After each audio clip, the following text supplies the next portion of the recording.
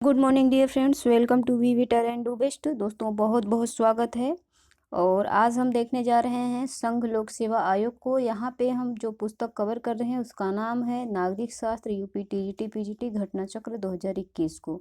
अगर आप TGT PGT में अपीयर हैं तो प्लीज़ इस बुक को परचेज कर लीजिए। और सबसे पहले तो आप जो मेरे द्वारा पढ़ाया जा रहा है उसको अच्छे से देखिएगा, क्योंकि इसके बाद आप स्वयं से बुक पढ़ेंगे तो सारी चीज़ें क्लियर होती चली जाएंगी। अदर यूट्यूब चैनल से भी आप कंपेयर कर सकते हैं पढ़ के। वहाँ पे आपको सिर्फ जैसे किताब रट्टू तोता की तरह पढ़ते जाते हैं, आप सुनते जाते हैं, लेकिन आपको याद नहीं होता, इनपुट बहुत होता है, आउटपुट कुछ नहीं निकलता।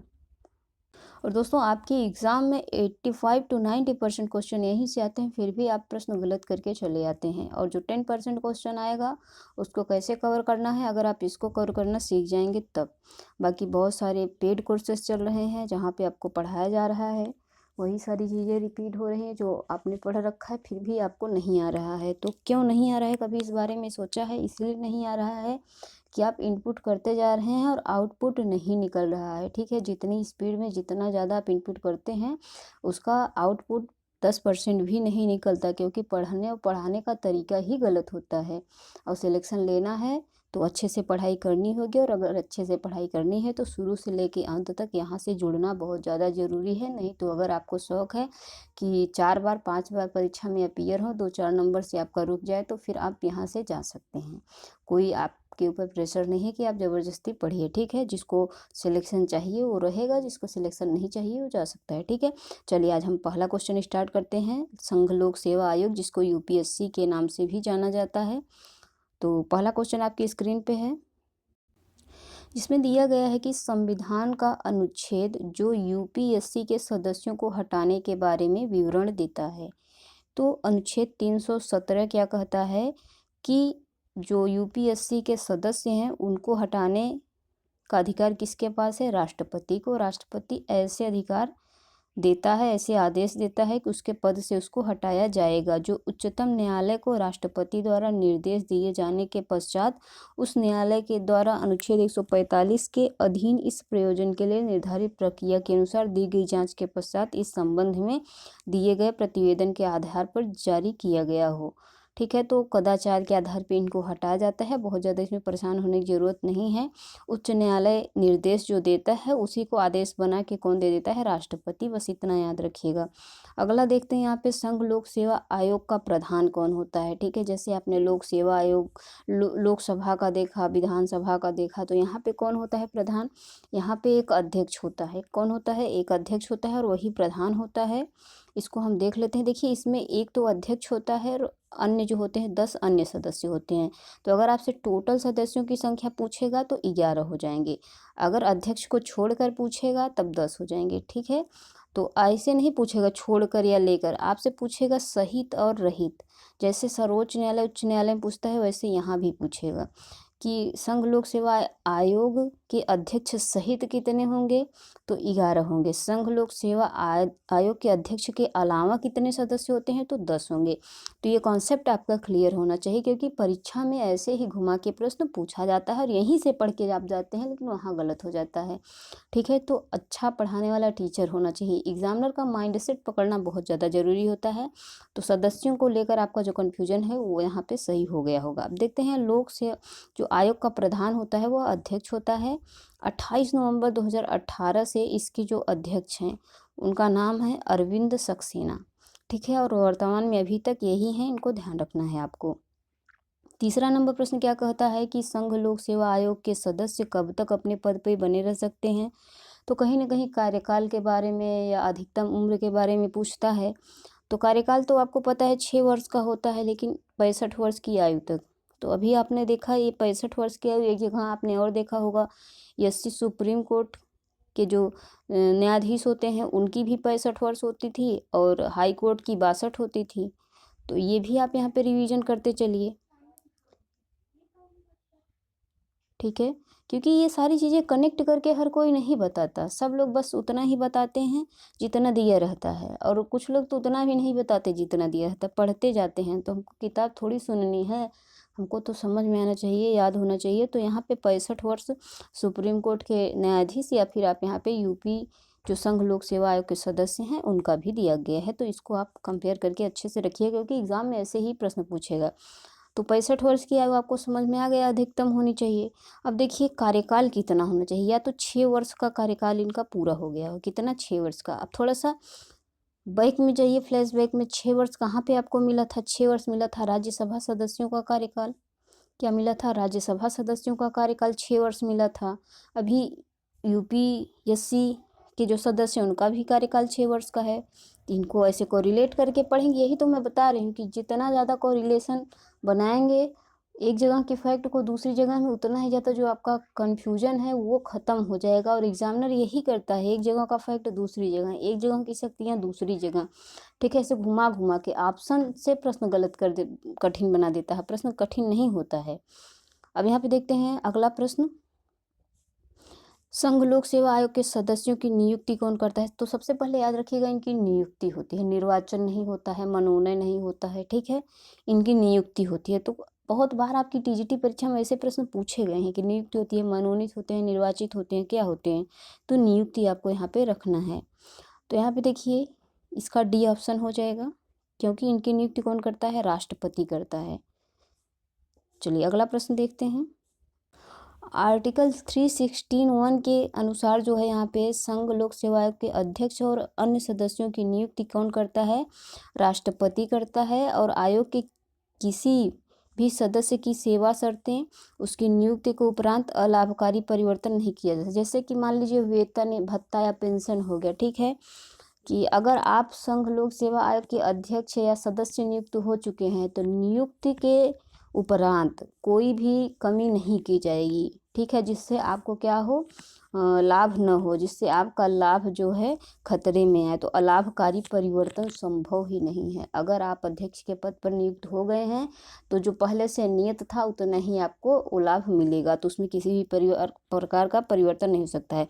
तो अब जो प्रश्नों की प्रकृति होगी, अब वो स्टेटमेंट वाले होंगे, 4-5 कथन देंगे, कौन सा सत्य है कौन सा असत्य है। तो पूरा कॉन्सेप्ट क्लियर होगा तभी तो कर पाएंगे। और एक जगह की चीज़ों को दूसरी जगह से जोड़ के पढ़ेंगे, ताकि कहीं का भी फैक्ट कहीं पे भी घुमाए तो आप घूमे ना उसमें, उसको पकड़ लें, कैच कर लें कि हाँ ये वहाँ का यहाँ पे गलत दे दिया है। तो यही चीज़ें आप सीखेंगे, ऐसे ही पढ़ेंगे तो ही सिलेक्शन मिलेगा। नहीं तो 10 बार परीक्षा दीजिए, 50 बार ये बुक पढ़िए, आपका नॉलेज वहीं तक रह जाएगा, ठीक है। तो 2 चीज़ें आपको याद रखना है, नियुक्ति कौन करता है? राष्ट्रपति करता है। और दूसरा कि इनकी नियुक्ति के बाद कोई भी अलाभकारी परिवर्तन नहीं किया जा सकता। नेक्स्ट क्वेश्चन है हमारा कि संघ, देखिए अगर किसी को लग रहा है कि समय ज़्यादा लग रहा है, ठीक है, अगर आपको सब कुछ आ रहा है, इससे बेहतर आ रहा है तो आप स्पीड बढ़ा के देख सकते हैं, ठीक है। लेकिन अगर समय नहीं देंगे तो अस्थायी रूप से आपके दिमाग में चीज़ें बैठेंगी नहीं, जितनी स्पीड में भागेंगे उतनी स्पीड में भूल जाएंगे। तो आउटपुट हमारा एक ही उद्देश्य है, एग्ज़ाम में क्वेश्चंस सारे कैच करने हैं हमको। 125 में 125 कैच करने हैं, ठीक है। उसमें से अगर 1-2 गलत होता है तो वो बात की बात है, लेकिन 125 में 125 का टारगेट लेके चलना है कि एक भी क्वेश्चन हमारा गलत नहीं होना चाहिए। कहाँ से बनाएगा? इसी सिलेबस से ही तो बनाएगा। अमेरिका के संविधान से थोड़े ले आके रख देगा कि वहाँ की नागरिकता ले आके पूछ लेगा, ऐसा नहीं है। इसी जो बुक है उसी में से तो बनाएगा वो, कहीं अलग से तो उसको कोई दैवी शक्ति मिली नहीं है कि जो बुक में ही नहीं है, पता नहीं कहाँ से ले आके।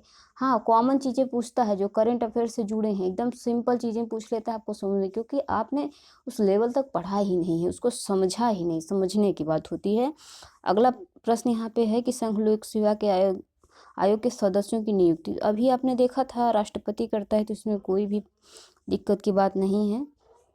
अनुच्छेद 315 आप याद रखिएगा, ठीक है, अनुच्छेद 315 याद रखिएगा। 315 में क्या दिया गया है कि संघ लोक सेवा आयोग के लिए, ठीक है, संघ के लिए और राज्य के लिए। अभी आपने 2 पार्ट देखा था संघ राज्य संबंधों में, एक संघ था और एक क्या था, राज्य था।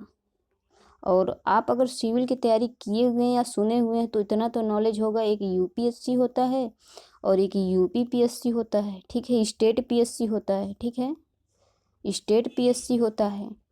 तो ये यही है, लोक सेवा आयोग है संघ के लिए और ये लोक सेवा आयोग है राज्य के लिए, स्टेट पीएससी और यूपीएससी। तो यही दोनों चीज़ें होती हैं और इनका जो है प्रावधान किया गया है आर्टिकल 315 में। 317 में भी आपने देखा था क्या दिया गया था, हटाने का प्रावधान था। 316 में क्या दिया है इसको देख लेते हैं। 316 में दिया गया है कि संघ लोक सेवा आयोग और संयुक्त लोक सेवा आयोग के अध्यक्ष अन्य सदस्यों की नियुक्ति राष्ट्रपति करता है। अभी आपको एक नया चीज देखने को मिला होगा कि संघ लोक सेवा आयोग या संयुक्त लोक सेवा आयोग। अब ये संयुक्त लोक सेवा आयोग किस चिड़िया का नाम है, आगे हम इसको क्लियर करेंगे, अभी आप देखते जाइए। और यहाँ पे देख रहे हैं आपकी और राज्य लोक सेवा आयोग के अध्यक्ष। अब दो चीज़ें तो आपने समझ लिया कि संघ और राज्य में क्या होता है। अब यहाँ पे देखिए जो अध्यक्ष और सदस्य होते हैं, क्या होते हैं, अध्यक्ष और सदस्य, ठीक है। इसमें भी अध्यक्ष और सदस्य जो होते हैं इनकी नियुक्ति कौन करता है, तो ये संघ की बात हो रही है, संघ की बात हो रही है, ये राज्य की बात हो रही है। तो राज्य का प्रधान कौन होता है, राज्यपाल होता है, तो राज्यपाल करता है इनकी नियुक्ति। जो संघ लोक सेवा आयोग होता है, राज्य लोक सेवा आयोग होता है, जो संघ लोक सेवा आयोग होता है उसका राष्ट्रपति करता है। ऐसे इसको जब भी नोट्स भी बनाए तो ऐसे ही बनाए, को रिलेट करके बने। ये चीज़ें आपके माइंड में फीड होंगी, ज़्यादा हाईलाइट होंगी, ये लाइन वाइज नहीं समझ में आएगा उतना, ठीक है। तो ये दोनों चीज़ें आपको याद हो गई। दूसरा हमने यूपीएससी स्टेट पीएससी बताया, यूपीएससी और स्टेट पीएससी बताया, ठीक है। तो ये दोनों आप याद रखिएगा। चलिए एक बार फिर से रिवीजन कर लीजिए जो हमने आपको बताया, ठीक है। क्या बताया, सबसे पहले 315 में बताया कि राज्य के लिए राज्य लोक सेवा आयोग और सेंटर के लिए संघ लोक सेवा आयोग। आर्टिकल 315 317 में दिया गया था कि इनके सदस्यों को हटाने का प्रावधान। 316 में क्या दिया गया था कि जैसे संघ में है तो सदस्य लोक सेवा आयोग के सदस्य और अध्यक्ष की नियुक्ति राष्ट्रपति करेगा, क्योंकि संघ का जो नाम मात्र प्रधान होता है वो राष्ट्रपति होता है और राज्य का जो नाम मात्र प्रधान होता है वो राज्यपाल होता है। तो इसको आप ऐसे याद कर लीजिएगा, बहुत इंपॉर्टेंट है। अगला हम यहाँ पे देखते हैं क्या दिया है।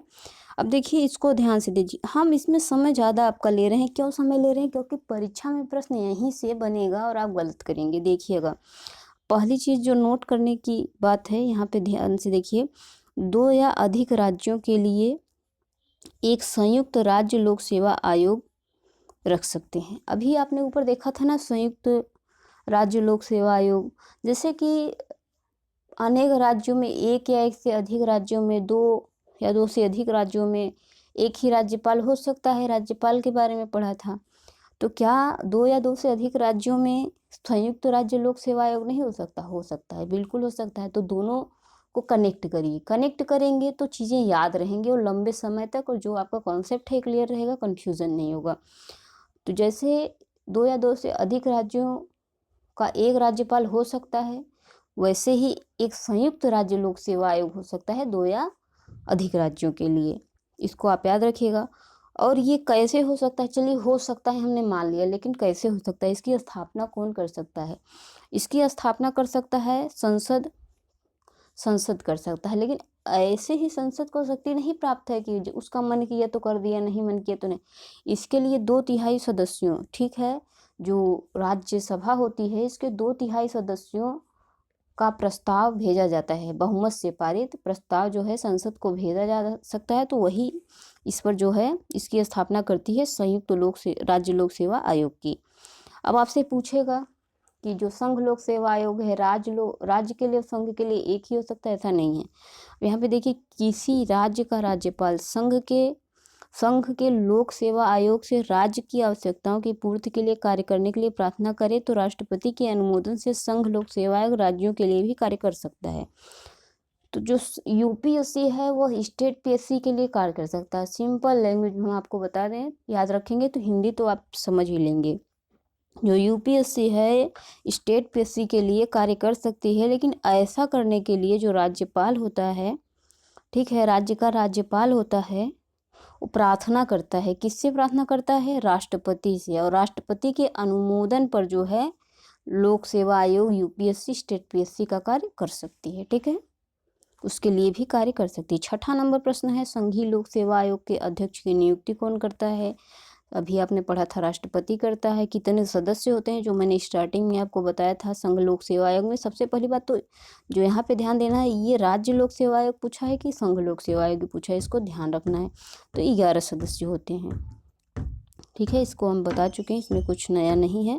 अब यहाँ पे देखिए एक जो इम्पोर्टेंट है कि अखिल भारतीय सेवाओं के सदस्यों की सेवा शर्तें निर्धारित होती है। जैसे मान लीजिए ये अखिल भारतीय सेवा जो है एक राज्य के जो है एकाधिकार होता है, जो एकाधिकार शक्ति होती है, बहुत ही इम्पोर्टेंट है राज्य के लिए, जो विशेष शक्तियाँ होती हैं, ठीक है। और इसमें जो है प्रबल होता है, कौन है, राज्य है। तो इसको हम पढ़ चुके हैं जब संघ राज्य हम पढ़ रहे थे।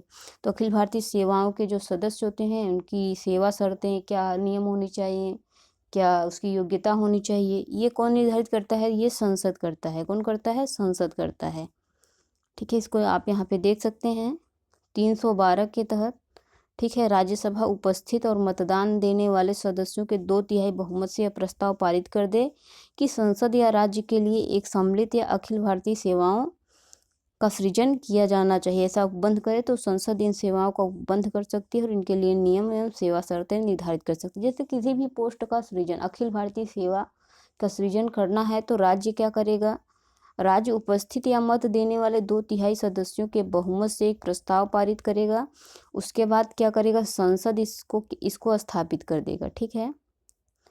इस जो है अखिल भारतीय सेवा को स्थापित कर देगा, लेकिन उसके लिए जो सेवा होंगे, जो नियम होगी, जो सेवा की शर्तें होंगी, वो संसद ही निर्धारित करेगा, राज्य निर्धारित नहीं कर सकता है। राज्य प्रार्थना कर सकता है, अपील कर सकता है कि इस जो है सेवा का सृजन होना चाहिए।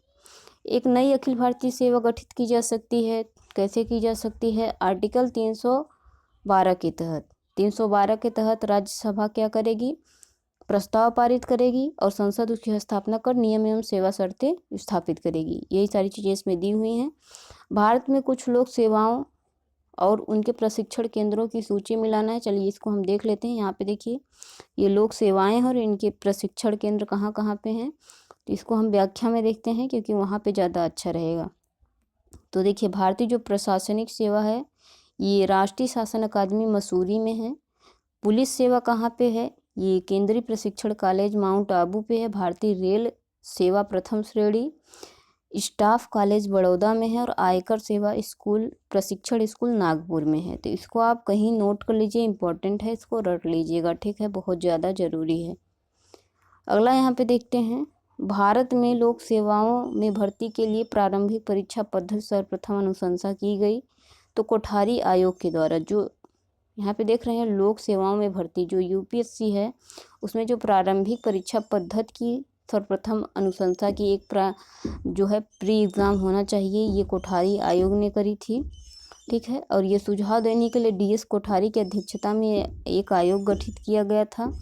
इस आयोग ने अपनी रिपोर्ट प्रारंभिक परीक्षा, मुख्य परीक्षा तथा प्रशिक्षण के समय परीक्षा का सुझाव भी दिया था। अब इसके बारे में थोड़ा सा देख लीजिए कि वर्ष 2019 के भारत शासन अधिनियम के अंतर्गत भारत में प्रथम लोक सेवा आयोग स्थापित हुई थी। तो 1926 में स्थापित हुई थी और किस शासन अधिनियम के तहत, 1919 के तहत। इसके पहले भारत में यूपीएससी का एग्ज़ाम नहीं होता था, यूपीएससी जैसी कोई भी संस्था थी ही नहीं, ठीक है, तो इसको ध्यान रखना है। 1935 में इसका नाम बदला गया था, जो लोक सेवा आयोग था इसका नाम संघीय लोक सेवा आयोग कर दिया गया था अधिनियम 1935 के तहत। और 315 में आपको पता है संघ एवं राज्यों के लिए लोक सेवा आयोग का गठन की बात कही गई थी। तो दो चीज़ें यहाँ पे याद रखिएगा कि प्रथम लोक सेवा आयोग का गठन 1926 में हुआ था, ठीक है, और किसके आधार पे हुआ था, जो 1919 का भारत शासन अधिनियम था उसके आधार पे हुआ था। इसको एक और नाम से जाना जाता है, ठीक है, आप बताइएगा।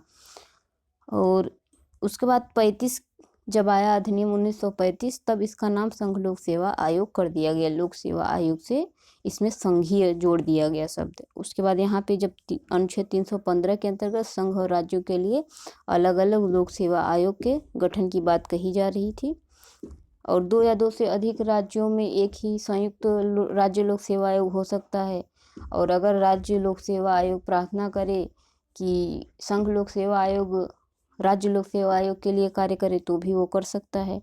अगला प्रश्न है कि निम्नलिखित यहाँ पे देखिए, भारत में संघ लोक सेवा आयोग और विश्वविद्यालय अनुदान आयोग का गठन क्रमशः किस प्रकार हुआ है?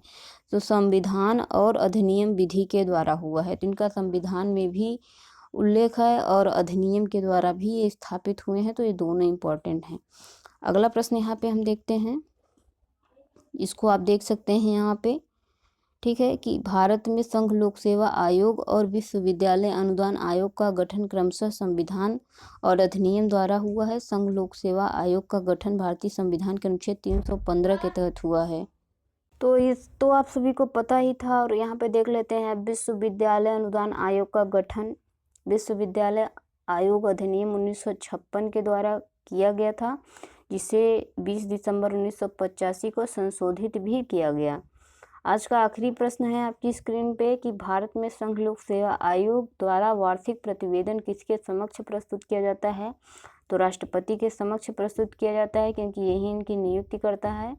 ये बातें आपको ध्यान रखना है। एक और क्वेश्चन है, देख लेते हैं कि इनमें से कौन सा तथ्य संघ लोक सेवा आयोग के सदस्यों के बारे में सही नहीं है?